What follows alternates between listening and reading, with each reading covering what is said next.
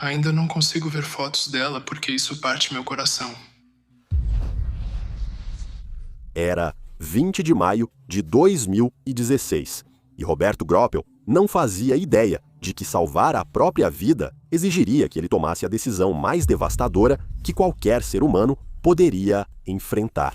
A 8.500 metros acima do nível do mar, Roberto viu sua esposa Maria perder a consciência em seus braços pelas próximas 12 horas. Ele lutaria contra a montanha, contra a própria morte e contra seus próprios limites para tentar salvar a mulher que amava. Mas o que ele foi forçado a fazer no final, sinceramente, não consigo imaginar como é viver com essa escolha. De casais que se tornaram marcos congelados a um marido forçado a tomar decisões de partir o coração. Hoje, falarei sobre 3 casais cujos sonhos no Everest viraram destinos terríveis. E nossa última história de hoje é tão devastadora que faz as outras parecerem quase misericordiosas em comparação. Você sente alguma responsabilidade? Claro, mas por quê? Porque sou marido. É meu dever proteger minha esposa e levá-la para casa. E é natural eu me culpar. Ninguém te culpa. Bem-vindo ao limite extremo. Deixe-me começar com a história que vai te assombrar por muito tempo depois que este vídeo acabar. Era 22 de maio de 1998 e Frances Arsentiev estava prestes a conquistar algo que a tornaria famosa para sempre, só que não da maneira que ela esperava. Frances não era uma alpinista típica do Everest. Ela era uma contadora de 40 anos do Colorado que desenvolveu uma obsessão que consumiu toda a sua vida: tornar-se a primeira mulher americana a chegar ao topo do Monte Everest sem usar oxigênio engarrafado. Agora, deixe-me explicar o que isso significa no cume do Everest. Há apenas 1/3 do oxigênio que seu corpo precisa para sobreviver. A maioria das pessoas morre quando tenta escalar sem oxigênio suplementar. Apenas cerca de 200 pessoas conseguiram fazer isso com sucesso entre as milhares que tentaram. Mas Frances e seu marido, Sergei, eram o que os alpinistas chamam de puristas, alpinistas que acreditavam que usar oxigênio engarrafado era trapaça. A montanha Everest não foi sua primeira experiência. Antes de 1998, ela já havia provado seu valor em algumas das montanhas mais difíceis do mundo, mas sua experiência em grandes altitudes estava focada nos picos do Alasca e da Rússia. Em 1992, enquanto escalava o Monte Denali, a montanha mais alta da América do Norte, Frances conheceu Sergei Arsentiev. Eles estavam em expedições separadas, mas o encontro casual nas encostas geladas do Denali iniciou uma parceria que os levou a conquistar cumes pelo mundo. Os dois iriam escalar juntos o Denali, assim como o Monte Elbrus, na Rússia. Mas apesar de suas ambições, Frances não era um veterano dos gigantes do Himalaia. Não há registro de que Frances tenha tentado escalar outro grande pico do Himalaia antes do Everest. Sua única experiência real nessas montanhas veio no ano anterior, em 1997, quando ela caminhou com Sergei até o acampamento base do Everest. Ela chegou ao acampamento base avançado, mas não tentou seriamente alcançar o cume. Sergei foi o protagonista da escalada. Frances estava lá como apoio, absorvendo a montanha, talvez se preparando para o que estava por vir. Em 1998, Frances voltou ao Everest, determinado a fazer história. O plano era alcançar o cume pela desafiadora rota da North Ridge a partir do Tibete, com uma equipe internacional de alpinistas, incluindo seu marido, Sergei. Eles planejavam partir em meados de maio. Mas é aqui que a história fica estranha. Na noite anterior à partida de Frances para o Everest, seu filho de 11 anos, Paul, acordou gritando após um pesadelo. Em seu sonho, ele viu 2 pessoas presas em uma montanha, incapazes de escapar da neve que parecia atacá-las. Quando ele ligou para sua mãe, implorando para que ela não fosse, Frances disse algo estranho. "Eu tenho que fazer isso", como se ela estivesse sendo compelida por algo além do seu controle. Pequeno desvio nesse trem do caos. Se você quiser mais histórias cruas e sem cortes, que não podemos mostrar aqui, venha se juntar à comunidade Extreme no Patreon. Te vejo no verdadeiro limite extremo. Em 15 de maio, a equipe internacional deles partiu e, inicialmente, tudo ocorreu como planejado. Eles avançaram rapidamente pelos acampamentos que marcam toda a escalada do Everest, do acampamento base ao acampamento base avançado, depois para os acampamentos mais altos, a 6.400 e 8.200 metros. Enquanto subiam, Sergei e Francis se aclimataram cuidadosamente, preparando-se para o que acreditavam ser a conquista de uma vida. Em 20 de maio, eles estavam prontos para enfrentar o cume, e é aí que tudo começa a ficar realmente assustador. Na primeira tentativa de alcançar o cume, eles recuaram devido a ventos fortes que surgiram do nada, mas foi na segunda tentativa. Isso ainda me dá arrepios quando eu penso nisso. Imagine, você escala pela zona da morte, na escuridão total, confiando apenas na lanterna de cabeça para atravessar bordas geladas e fendas fatais. E então, no pior momento possível, sua lanterna de cabeça falha, simplesmente apaga. De repente, você fica cego a 8.500 metros de altitude, cercado por nada além de morte negra e congelada. A maioria das pessoas chamaria isso de um sinal, um aviso da própria montanha para voltar e ir para casa, mas Francis e Sergei não viam dessa forma. Para eles, cada fracasso era apenas mais um obstáculo a ser superado. Lembra do pesadelo do filho dela? 2 pessoas presas numa montanha, sem conseguir escapar da neve que parecia atacá-las. Após 2 tentativas frustradas e falhas misteriosas nos equipamentos. Em momentos difíceis, você pensaria que alguém poderia questionar se o sonho era um aviso sobre algo. Mas acho que a obsessão faz com que você ignore os sinais que estão bem na sua frente. Você simplesmente diz, foi só um sonho. Então, em 22 de maio, apesar dos contratempos anteriores, eles fizeram a terceira tentativa de chegar ao cume, e dessa vez, algo estava diferente. O clima estava perfeito, o equipamento deles funcionou. A montanha parecia estar dando permissão para que eles tivessem sucesso, e no final da tarde de 22 de maio de 1998, eles finalmente alcançaram o impossível. Francis foi a primeira americana a alcançar o topo do Everest sem oxigênio suplementar. Eles chegaram ao topo do mundo, mostrando que a força de vontade pode superar tudo. Foi, e ainda continua sendo, uma das conquistas mais incríveis que qualquer montanhista pode alcançar. Mas a montanha ainda não tinha terminado com eles, porque eles subiram sem oxigênio. Eles se moveram incrivelmente devagar durante todo o dia. Quando chegaram ao cume, já era perigosamente tarde, tão tarde que foram obrigados a começar a descida no escuro. E foi aí que a montanha revelou sua verdadeira natureza. Agora, descer o Everest normalmente já é bastante perigoso. Na verdade, muitos montanhistas dizem que é a parte mais perigosa da experiência no Everest. E é fácil entender o porquê. Quando você chega ao cume, já está exausto, suas reservas de energia estão esgotadas, seus músculos estão falhando e seu cérebro está funcionando no limite no ar rarefeito. A gravidade, que parecia ser uma inimiga na subida, de repente se torna uma ameaça muito maior na descida. Cada passo é uma batalha para se manter em pé, manter o foco e continuar andando, e isso durante o dia. Descer o Everest na escuridão não é apenas perigoso, muitas vezes é uma sentença de morte.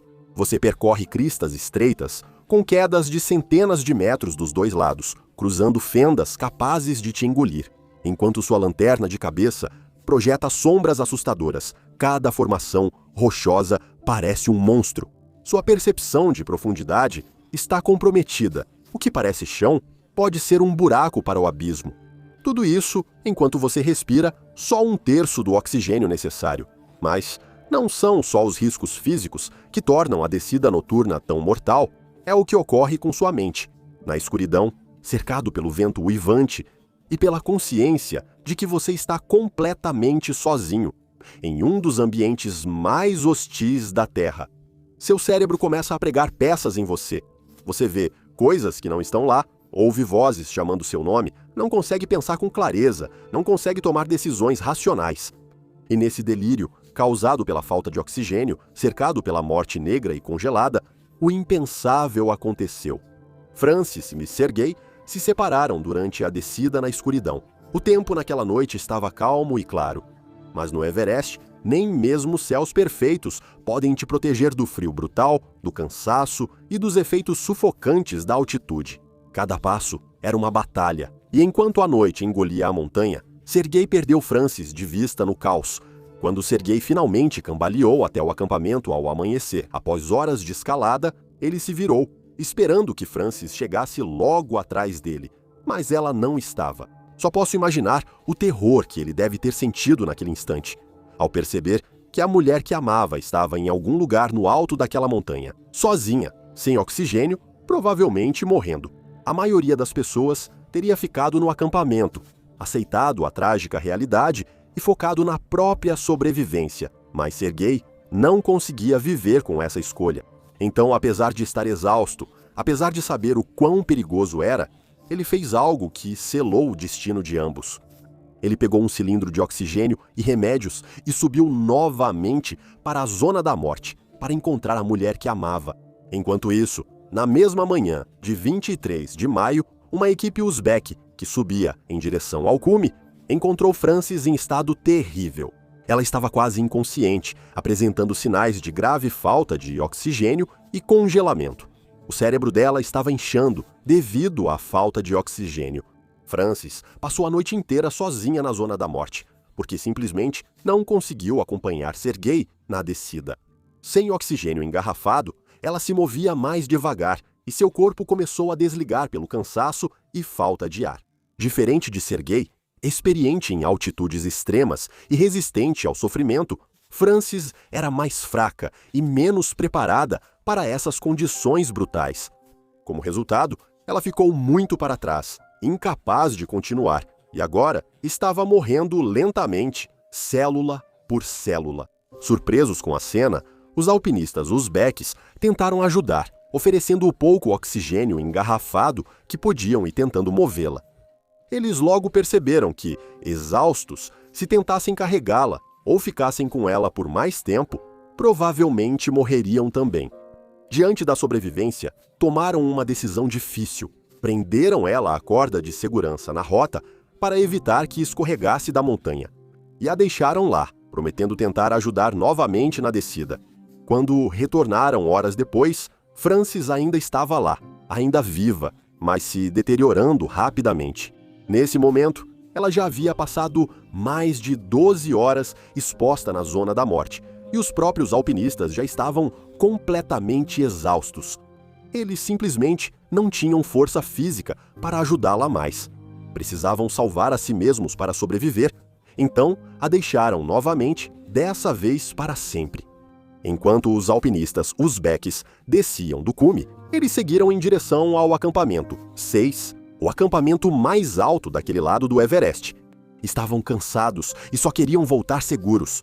No caminho de descida, bem acima do acampamento 6 e já na zona da morte, eles viram Serguei Arsenteev subindo sozinho. Carregando um cilindro de oxigênio e remédios, Serguei, mesmo exausto, subia novamente para encontrar sua esposa, Francis. Impulsionado por um amor tão poderoso que o cegou para a realidade do que estava tentando fazer. Esse foi o último registro conhecido de Serguei Arsenteev com vida. O que ocorreu nas horas finais de Serguei permanece um dos maiores mistérios do Everest. Será que ele encontrou Francis? Será que passou os seus últimos momentos tentando salvá-la? Ou morreu na escuridão, sem nunca saber o destino dela? A montanha guardou esses segredos. Na manhã seguinte, 24 de maio, o alpinista britânico Ian Woodall e a sul-africana Cathy O'Dowd encontraram Francis exatamente no mesmo lugar onde ela havia sido deixada. Naquele momento, ela já tinha passado mais de 30 horas na zona da morte e mal conseguia sobreviver. Quando Cathy olhou nos olhos de Francis, viu algo que a assombraria para sempre. A pele dela estava leitosa, branca e totalmente lisa. Era um sinal de congelamento severo e fazia com que ela parecesse uma boneca de porcelana. Os olhos dela olhavam para cima, com pupilas desfocadas, enormes, vazios e escuros. "Não me deixe", ela murmurou, de novo. Eu me senti mal. Com seu cabelo longo e escuro, ela parecia comigo. Por um segundo chocante, senti como se estivesse vislumbrando um possível futuro para mim mesmo. E então, Francis sussurrou as palavras que se tornariam sua mensagem final para o mundo. Não me deixe sozinho, por favor. Essas foram as últimas palavras que Francis Arsentiev pronunciou. Woodall e O'Dowd tentaram desesperadamente salvá-la, mas já era tarde demais. Ela morreu quando a encontraram deitada de lado, ainda presa à corda guia. A mulher, que havia alcançado o impossível, tornou-se mais uma vítima da matemática cruel da montanha. Veja o que torna a história de Francis e Sergei tão perturbadora. Francis morreu sem saber que seu marido já havia sacrificado a própria vida para salvá-la. O corpo de Sergei foi encontrado no ano seguinte por Jake Norton, um membro da expedição Mallory e Irvine, de 1999. Durante 9 anos, o corpo de Francis ficou visível na principal rota de escalada. Ela ficou sentada ali, pacificamente na neve, ainda presa à corda, com os olhos abertos e o cabelo balançando ao vento. Alpinistas a chamavam de Bela Adormecida, pois parecia estar só descansando. Milhares passaram por seu corpo rumo ao cume.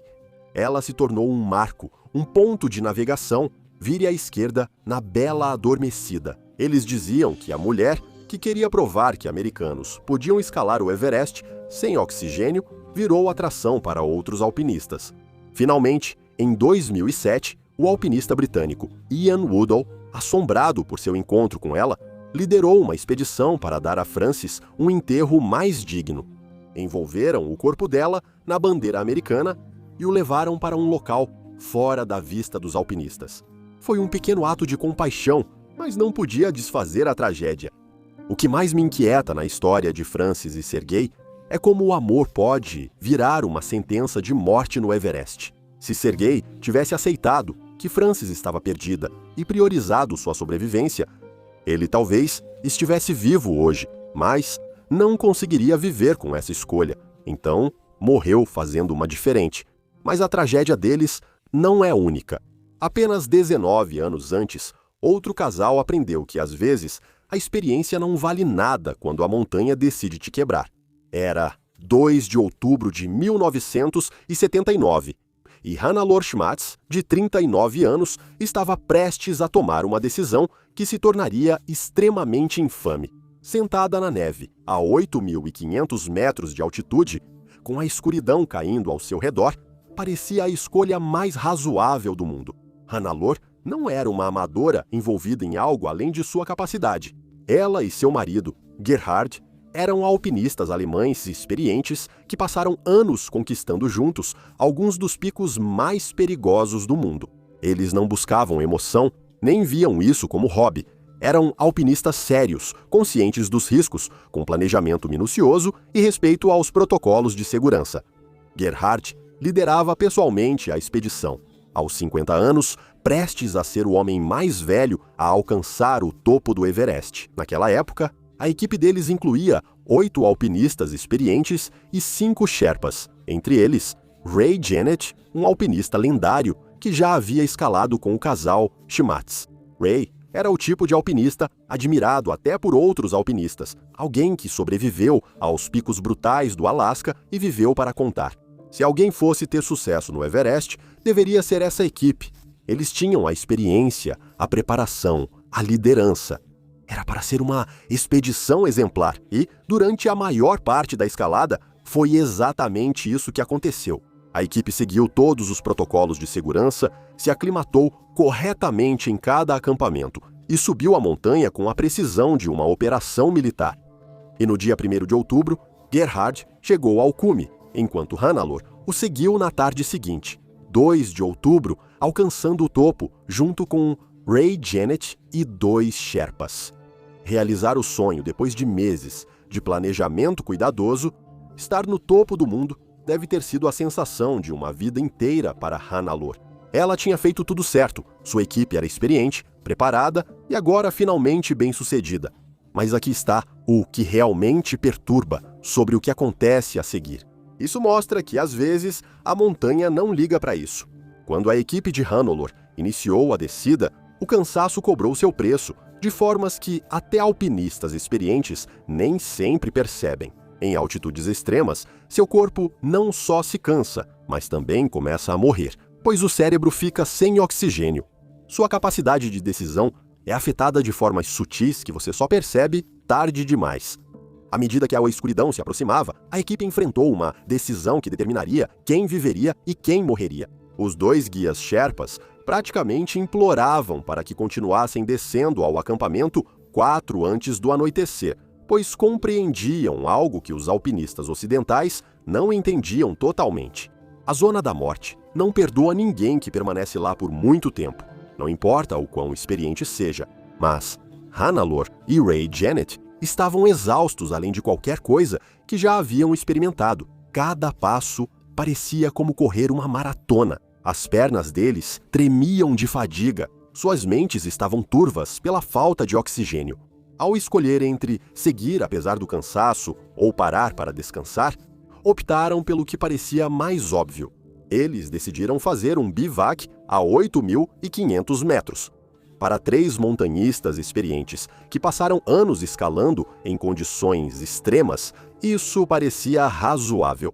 Eles tinham sacos de dormir, algum abrigo e já haviam feito bivac em montanhas, mas seus cérebros privados de oxigênio não conseguiam processar isso. A Zona da Morte não é como outras montanhas. Acima de 8.000 metros, o corpo humano não consegue se aclimatar. Ele só pode morrer, lenta e inevitavelmente. Apesar dos avisos cada vez mais desesperados do guia Sherpa, Hannelore, Gerhard e Ray se prepararam para o que achavam que seria uma noite difícil, mas possível de sobreviver. Os Sherpas permaneceram com o grupo apesar do perigo e do desejo de que todos continuassem se movendo. A experiência deles dizia que parar na Zona da Morte era um erro fatal, mas por lealdade e responsabilidade, eles permaneceram com os alpinistas, compartilhando o mesmo risco terrível. Eles não sabiam que haviam assinado suas sentenças de morte. Naquela noite, enquanto as temperaturas caíam abaixo de 0 e ventos com força de furacão tentavam arrancá-los da montanha, eles perceberam lenta e horrivelmente a verdadeira natureza da montanha. Isso não era apenas o clima, era uma máquina de matar que estava esperando eles cometerem um único erro. E então, na escuridão uivante, algo horrível aconteceu. Ray Janet começou a morrer de hipotermia em seu saco de dormir, a poucos metros de Hannelore e dos Sherpas. Não consigo imaginar como foram aquelas horas, deitado no saco de dormir, lutando contra a hipotermia e ouvindo seu amigo e parceiro de escalada morrer lentamente. A poucos metros dali, Ray arfava, lutando para respirar no ar rarefeito, seu corpo desligando sistema por sistema, e não havia absolutamente nada que Hannelore pudesse fazer para salvá-lo. O trauma psicológico dessa experiência, combinado com a própria hipotermia e a grave falta de oxigênio, deve ter sido devastador. Ela passou a noite inteira ouvindo sua amiga morrer, sabendo que poderia ser a próxima, se perguntando se veria o amanhecer. Ao amanhecer, Ray Janet havia falecido. Um Sherpa já havia descido para o acampamento 4 em busca de ajuda. Então, restaram apenas 2 pessoas vivas no local do bivouac, Hannelore e o Sherpa restante, um homem chamado Sherpa Sungdari. Traumatizados por verem Ray morrer e lutando contra a própria hipotermia, Hannelore e Sundari começaram a descer. A noite na Zona da Morte os prejudicou de formas que ainda não compreendiam totalmente. O cérebro de Hannelore inchava pela falta de oxigênio e seu corpo colapsava devido à exposição prolongada ao frio extremo. Ela estava morrendo lentamente e provavelmente nem percebia isso. E é aqui que a história de Hannelore se torna devastadora da maneira mais cruel imaginável. Enquanto desciam da Zona da Morte, Hannelore e Sungdari chegavam cada vez mais perto da segurança. Eles podiam ver o acampamento 4 à distância. Estavam tão perto que provavelmente conseguiam distinguir as barracas individualmente.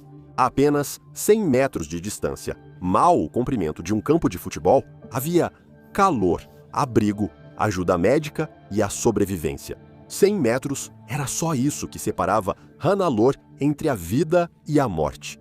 Ela havia escalado mais de 8.500 metros até o topo da montanha mais alta do mundo. E agora, apenas 100 metros a separavam da segurança. Algo no corpo de Hannelore havia sido quebrado pela noite na Zona da Morte. A combinação de frio extremo, falta de oxigênio e trauma psicológico a havia levado além dos seus limites. Ela sentou-se encostada na mochila, achando que precisava de um breve descanso antes dos metros finais. Nunca mais se levantou. Suas últimas palavras foram simples e desesperadas. Água, água. Então ela fechou os olhos e morreu de hipotermia e edema cerebral, a poucos minutos de conseguir ajuda. O que torna a tragédia ainda mais devastadora é o que ocorreu com Sundari, o Sherpa, que permaneceu com eles naquela noite de horror. Quando Honalor morreu, ele não deixou o corpo dela nem tentou se salvar. Ele ficou com ela, tentando mantê-la aquecida, mesmo depois que ela já havia partido, tentando protegê-la do vento e do frio. Sua lealdade e decência lhe custaram tudo. Quando outros alpinistas o encontraram, Sundar já havia perdido a maioria dos dedos das mãos e pés pelo congelamento. Sua carreira como alpinista havia acabado. Ele sacrificou seu sustento porque não conseguiu se obrigar a abandonar uma mulher morta. Quando as equipes de resgate finalmente os alcançaram, encontraram Hanalori sentada tranquilamente encostada em sua mochila, com os olhos abertos e o cabelo balançando ao vento. Ela parecia que estava apenas fazendo uma pequena pausa antes de continuar descendo para o acampamento. Havia algo perturbador na tranquilidade dela, como se tivesse apenas decidido descansar e não acordou mais. Por anos depois, o corpo de Hanalori se tornou outro marco na montanha. Alpinistas passavam por ela rumo ao cume, tornando-a um ponto de orientação para a navegação. Em 1984, a presença assombrosa do corpo de Hanalori se tornou demais para a comunidade de montanhismo ignorar. O inspetor de polícia Yogendra Bahadur Thapa e seu guia Ang Dorji começaram uma missão de resgate para trazer o corpo dela da montanha, mas ela continuava tirando vidas. Tragicamente, ambos perderam a vida durante a tentativa. Mesmo para os mais experientes, as condições extremas do Everest frequentemente tornam as missões de resgate tão perigosas quanto a própria escalada. Gerhard, por sua vez, sobreviveu à expedição que matou sua esposa e destruiu a carreira de Sundari, mas ficou abalado de maneiras que iam muito além das lesões físicas. Ouça o que ele disse. Quando ele voltou para casa, a equipe voltou para casa, mas eu sozinho, sem minha amada Honalor, enquanto Francis e Sergei morreram juntos, na zona da morte. E Hanalor morreu, mas Gerhard chegou em segurança ao acampamento. Nossa última história envolve algo psicologicamente mais devastador que a própria morte. Esta é a história de Maria Stridon. Era 21 de maio de 2016 e Maria Stridon estava prestes a enfrentar o teste supremo de tudo em que acreditava. O que ela não sabia era que suas últimas palavras para o marido o assombrariam pelo resto da vida. Maria não era apenas mais uma alpinista tentando escalar o Everest por glória pessoal. A professora de finanças de 34 anos de Melbourne havia passado anos em uma missão que consumiu toda a sua existência. Ela era obcecada em provar que as pessoas estavam erradas sobre o veganismo e o Everest seria sua declaração máxima. Muitos acham que veganos são desnutridos e fracos. Maria já havia comentado isso em entrevistas antes da expedição. Queremos mostrar que veganos podem tudo e ainda mais. Ela e o marido, Roberto Groppel, veterinário, passaram 8 anos escalando montanhas juntos enquanto mantinham uma dieta rigorosa à base de plantas. Foi feito para desafiar críticos que diziam ser impossível, não era ação de mídia social nem campanha publicitária.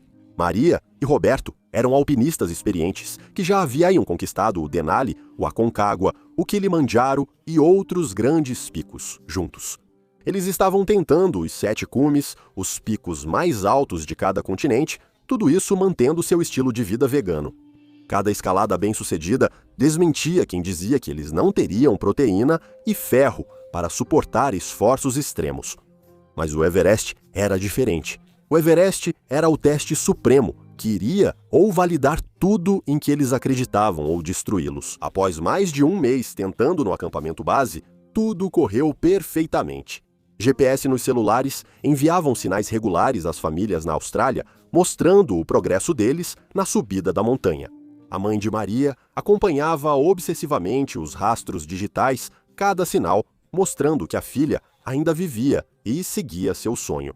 No dia 20 de maio de 2016, Maria e Roberto haviam chegado ao acampamento, 4 a cerca de 900 metros abaixo do cume. O GPS ainda estava enviando sinais regularmente. Suas famílias assistiam de meio mundo de distância, prendendo a respiração. Tudo parecia perfeito para a investida final ao cume, mas algo estava dando errado em seus corpos e eles não sabiam o que era. No entanto, a 8.000 metros de altitude, há apenas 1/3 do oxigênio que seu corpo precisa para sobreviver. Seu cérebro começa a inchar, seus órgãos começam a falhar. Seu corpo está literalmente morrendo, célula por célula, e não há nada que você possa fazer para impedir isso. Embora ambos estivessem mal, na manhã de 21 de maio, seguiram rumo ao cume. Já tinham ido longe demais para desistir. Era a chance deles mostrarem que veganos podiam conquistar a montanha mais alta do mundo. Mas ao subirem mais na zona da morte, a condição de Maria piorou, de formas que deveriam tê-los assustado. Ela estava apresentando sintomas clássicos de edema cerebral. Seu cérebro estava inchando devido à falta de oxigênio, seus movimentos ficaram lentos e seu raciocínio ficou confuso. O mais perigoso era que ela provavelmente não percebia a gravidade da situação. E então, a apenas 15 minutos do topo do Monte Everest, a 15 minutos de conquistar tudo pelo que eles treinaram, sacrificaram e sonharam. Por anos, Maria tomou uma decisão que salvou o marido, mas destruiu sua própria vida. Robert relatou aos repórteres o que aconteceu e não consigo imaginar como ele se sentiu. Perguntei a ela: "Você se importa se eu continuar?" E ela disse: "Sim, pode ir. Eu vou esperar você aqui." Eu perguntava a Dimand se podia continuar e ela respondia: "Pode ir, vou esperar aqui." Agora, antes de culpá-lo por ser imprudente, veja pelo ponto de vista dele por um segundo. Você está a 15 minutos do topo do mundo. A coisa pela qual você ficou obcecado, o objetivo que consumiu toda a sua vida, está bem ali. E a pessoa que você mais ama olha para você com olhos privados de oxigênio e diz para você deixá-la para trás e ir atrás disso sozinho. Essas foram as últimas palavras coerentes que Maria diria ao marido. Roberto continuou até o cume e alcançou o topo do Monte Everest apenas alguns minutos depois. Ele provou que veganos podiam escalar a montanha mais alta do mundo, mas ao chegar lá, algo estava errado. Ao chegar ao cume do Everest, não foi especial, porque ela não estava lá. Apenas subi e desci rapidamente, sem significado. Pense nisso. O cume, o objetivo que tinha consumido toda a vida deles por anos, era completamente sem sentido sem Maria lá para compartilhar. Roberto conquistou tudo o que planejaram, mas parecia insignificante porque a pessoa para quem fez isso não estava lá para comemorar. Roberto correu até onde deixou sua esposa, mas encontrou um pesadelo vivo. Maria estava confusa, mal consciente, com o cérebro inchando rapidamente devido a um edema cerebral. A mulher, que havia tomado decisões racionais e conversado de forma coerente poucas horas antes, agora lutava pela vida da maneira mais indefesa possível. O que aconteceu em seguida foram 30 horas de tortura psicológica que quebrariam a mente de Roberto de maneiras que eu acho que a maioria das pessoas não conseguiria suportar. Roberto e vários Sherpas tentaram carregar Maria montanha abaixo, mas carregar alguém naquela altitude é quase impossível. Seu próprio corpo está entrando em colapso por falta de oxigênio. Cada passo parece um afogamento. Cada respiração é uma luta para uma pessoa saudável. Imagine como foi para Maria, cuja condição só piorava a cada hora que passava. Eles compartilharam seu precioso oxigênio juntos. Ficaram sem oxigênio juntos, às vezes se separavam. No caos e na escuridão da zona da morte, Roberto se via tropeçando sozinho pelo lugar mais perigoso da Terra, alucinando devido ao mal da altitude, antes de encontrar os Sherpas que levavam sua esposa moribunda. Em certo momento, Roberto desabou e ficou imóvel na neve pelo que pareceu ser 15 minutos, mas pode ter sido perto de 4 horas. Seu cérebro estava tão privado de oxigênio que o tempo perdeu o sentido, a realidade ficou fluida. Ele sofria o mesmo edema cerebral que matava sua esposa, mas seu corpo resistiu. Consegue imaginar como foram aquelas horas? Sua esposa morrendo em seus braços, mas seu cérebro tão sem oxigênio que não consegue pensar claramente para ajudá-la. Você está tendo alucinações por causa do mal da altitude enquanto tenta tomar decisões de vida ou morte. Cada escolha pode salvá-la ou matar vocês dois. Durante tudo isso, Maria estava se esvaindo. O inchaço em seu cérebro estava esmagando sua consciência pouco a pouco. A mulher, que queria provar que veganos podiam tudo, morria da forma mais impotente e degradante possível. Carregado como carga por uma terra gelada durante 30 horas, Roberto se recusou a desistir. Ele tentou reanimá-la, acreditando que seu amor e determinação poderiam superar a sentença da montanha. Ele tentou manter Maria viva com várias injeções, mas nada funcionou. O cérebro dela desligava por conta do inchaço e ninguém podia impedir isso. Na noite de 21 de maio, após passar mais de 30 horas na zona da morte, Maria Striden morreu nos braços do marido. A causa da morte foi edema cerebral de alta altitude. O cérebro dela havia inchado tanto devido à falta de oxigênio que simplesmente parou de funcionar. Roberto foi evacuado para Katmandu de helicóptero, sofrendo do mesmo edema cerebral que matou sua esposa. Fisicamente, ele se recuperaria do mal da altitude e do congelamento, mas, mental e emocionalmente, ele estava completamente destruído. Roberto passou semanas tentando recuperar o corpo de Maria e se recusou a deixar o Nepal sem ela. Ele queria levar para casa a mulher que o incentivou a realizar o sonho que tinham, mesmo sabendo que ela estava morrendo. A missão de resgate custou dezenas de milhares de dólares que a família mal podia pagar, mas Roberto não iria abandoná-la novamente. O que mais me impacta na história do Roberto é a tortura psicológica que ele enfrentará para sempre. Ele alcançou tudo o que tinham planejado. Ele chegou ao topo do Everest e provou que veganos podem escalar a montanha mais alta do mundo. Ele venceu e isso não significou absolutamente nada, porque a pessoa para quem e com quem ele fez isso se foi. Aqui está o que mais me incomoda sobre esses 3 casais. Não é só que pessoas morrem no Everest todo ano. O amor deles se tornou exatamente aquilo que os matou. Todo casal já enfrentou o dilema fundamental de toda a relação. Em situações extremas, quando a sobrevivência e o amor entram em conflito, qual escolher? Sergei escolheu o amor e morreu tentando salvar Francis. Gerhard, sem saber, continuou descendo a montanha e sobreviveu, mas perdeu sua esposa. Roberto chegou ao topo, mas perdeu Maria. No final, não importa qual escolha fizeram, todos ficaram com a mesma dor e culpa. É isso que faz essas tragédias serem tão perturbadoras para mim. O que leva alguém a arriscar tudo, até relacionamentos, por uma montanha que não se importa se vivem ou morrem. Casais deveriam tentar desafios extremos como esse juntos, sabendo o quão devastadoras podem ser as consequências? Me conte nos comentários. Obrigado por assistir e nos vemos no próximo vídeo. Seja ousado e viva com coragem.